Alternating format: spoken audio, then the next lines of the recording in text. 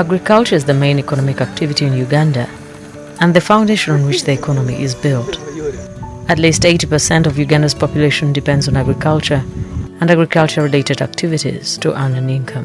Podho e tie 3/4 ento Uganda sibili ma expecting kudi podho e manyan nok na ko bedo sibila parario kana weather bedo marashungo one kite madong kupunyo na manga farcha walwoka ai kude podho walware ndungo wagwa kuma ni kodi ka won wuocho kodi mela kila achiel oro deko kilo kuma timo bulking as a group kila achiel oro singeli faroda kabish.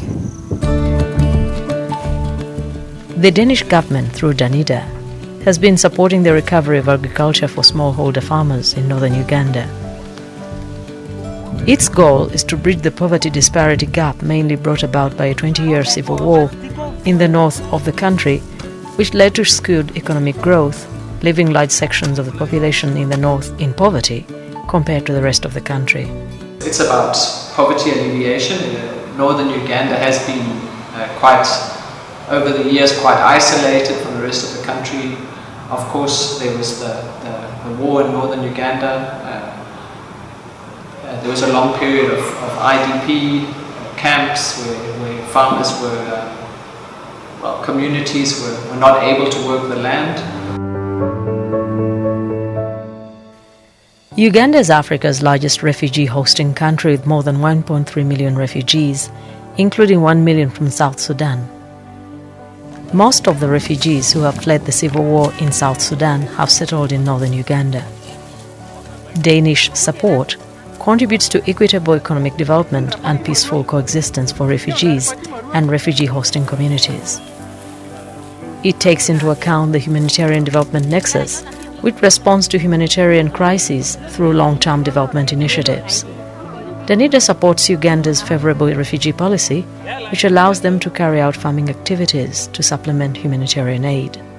You have had areas where these refugees have been hosted for decades, and they have been hosted under circumstances that are quite unique. Uganda presents itself with a very, very fine refugee policy, and that we see in northern Uganda. Between 2014 and 2020, Danida has run 2 programs in northern Uganda, which follow its long-term investment in the region. The Recovery and Development in Northern Uganda component, RODINAC, from 2014 to 2018, and Northern Uganda Resilience Initiative, NURI, which started in 2019, running up to 2022. Danida's current program is implemented in collaboration with the national government and 12 district local governments in the West Nile and Acholi sub-regions.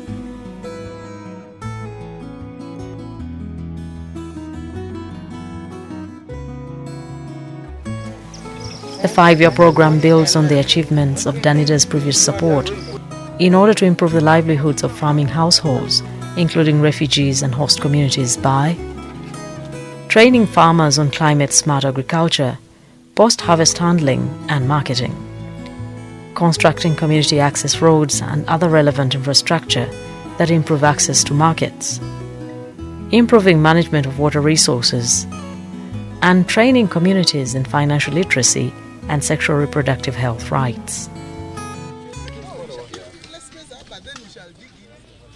Danida interventions complement existing Government of Uganda national priorities as laid out in the National Development Plan.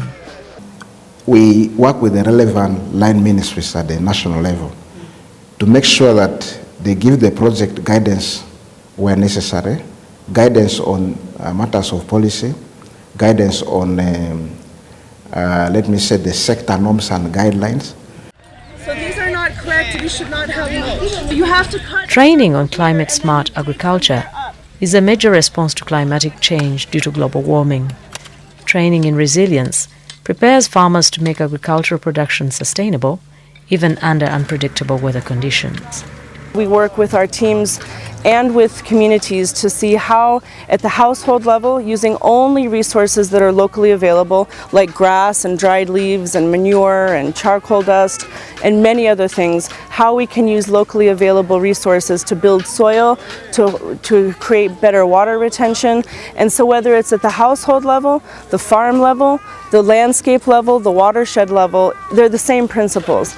It's about how we build healthy soils, how we slow down erosion, how we build back indigenous biodiversity to create that healthy ecosystem for food abundance, for food, water, and energy security.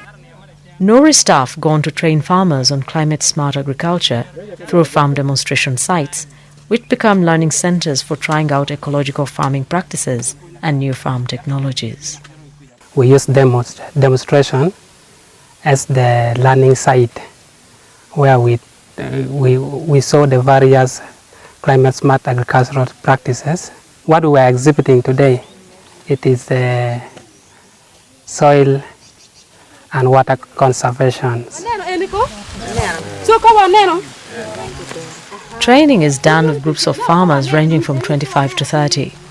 The practical learning focuses on the entire agriculture value chain of a chosen group enterprise or crop. The demonstration approach takes farmers through good agronomic practices and ultimately guides them on how to find a good market for their farm produce once it reaches maturity. I've been training 15 groups starting from last year, and of which out of the 15 groups I have 11 groups which have chosen sesame as the enterprise and 4 of soybean as the enterprise, and out of the 11 have been training them on demo establishment and weeding, training them on pest and disease management, soil and water conservation, and linking them to the market. To establish demonstration sites, the farmers are given high-yielding seed varieties as a startup investment. With that seed, farmers are encouraged to do their own seed multiplication that gives each group their own good quality seed in the subsequent season. Machala lumema mwagma karwa fuoro mapor no ber kujani wafuoro chi wapoko ikom la mema chele ma ikom group mema ma megwani dongi tiki kori eni chele ma kila ngar chele fuor tie por ma mege. George Michael Tong, a member of Papiwa Mixed Farmers Group, is already harvesting his sesame from last year's seed. An extension worker is training him on how to dry it correctly to avoid post-harvest handling losses. Tien enine ano fwenye ngech manyan. Kit me katonyim wel tuo mabe wek potobi. Support to mixed groups of refugees and their host communities enables refugees to access land from host farmers to establish their own gardens. It is also a stabilizing factor that strengthens Uganda's progressive refugee policy, which encourages refugees to become self-reliant. Refugees who access agricultural land from host communities supplement humanitarian food assistance with additional nutritious food while improving their incomes. Edward Inyani, a refugee from South Sudan, is a member of Ozarimira, a mixed group of refugees and Ugandan farmers in Okusijon sub-county, Adjumani district. He lived in Uganda, returned to South Sudan when peace seemed imminent, but then fled back in 2016 when fighting resumed. Through the group, he has been offered land on which he has established his garden of beans.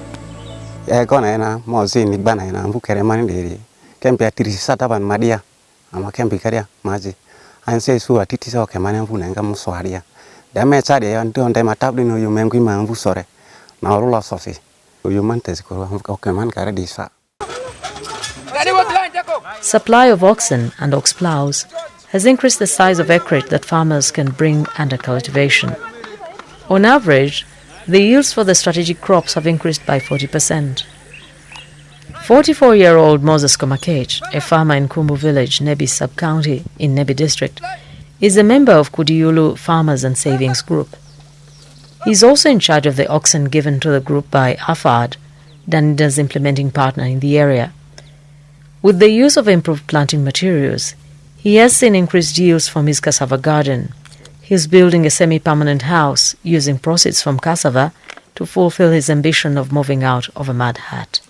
For me as a farmer, at first before the Danida came in, I used to just have only an acre. And that in acre, that idea of agribusiness was not there. We just used it as food security in the family.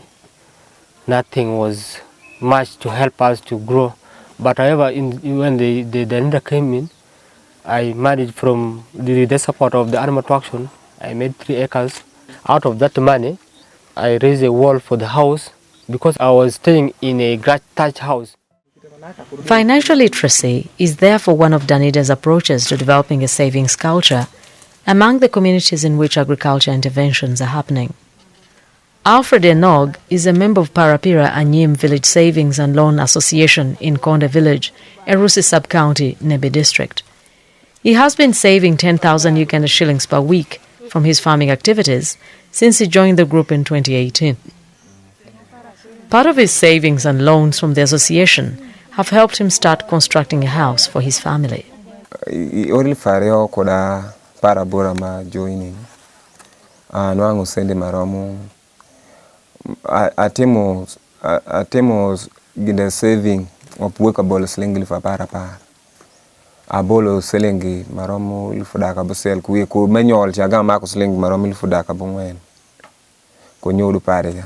Then kumawo bolo majilo nya social fan da mako slingi maromu slingi ilfudaka ngwen.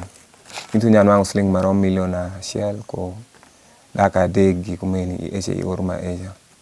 Iorumira rionde iori ilfareo koda gindere. Iori ilfareo koda apara bongwen. Echa atemu bende saving de amako sling maromo ilfudaka bungwen kuwie then agama bolo social fund me kago me miliona shell kodaka pishgi kumen eni lona gamo sling maromo miliona roko pe miliona mak chimbe miliona rodaka ngwen. Collective marketing of farm produce is another means through which farmers in northern Uganda are being supported by Danida to get a good price for their farm produce. Here at Paira Village, Arui Sub-County in Pakwach District, farmers have set up a collective marketing store for their cassava. Bulking the cassava gives them better access to markets, which would otherwise be out of reach for an individual farmer selling only a few kilograms of cassava on his own. One chalo group, chalo mali wen parish kubili mo ayi bidu eni, pay mo timo onwa wajiri registering sub-county as a group, yoringeye NURI bitimwa kuli i sub-county echa, egishako mi waponji, matong mani tundi ko ngechmania ya tisheke mo timo, chalo luor pongura, mobile warum bin bite konyungo, mabere mako wakit pinmwa bidi angoni. To get to the market, farmers need a network of good road infrastructure to transport their farm produce. Danida, through Danish Refugee Council, is constructing rural access roads in northern Uganda. The access roads are identified through the local government structures, taking into account the needs of the community, the sub-county's development plan, and the district development plans and priorities. This very road is in the development plan of the village, of the parish, and the sub-county. And now when DRC came to our sub-county, they gave us their proposal of the projects that they intend to implement. One of it is road construction and tree planting and even agriculture. So we said regarding road opening, we have given several roads for them. So they did some survey, technical survey. Then after the survey, they came up with a resolution that it is this road from Gwere Primary School to Nyumaji 2 settlement. The roads are constructed using manual labor, whereby workers are paid in cash for every section of road they complete. Communities, who are the eventual users of the road, constitute the workforce that gives them ownership of the infrastructure they build. Sanda Ngwedio is part of the workforce on the community access road in Pascal village.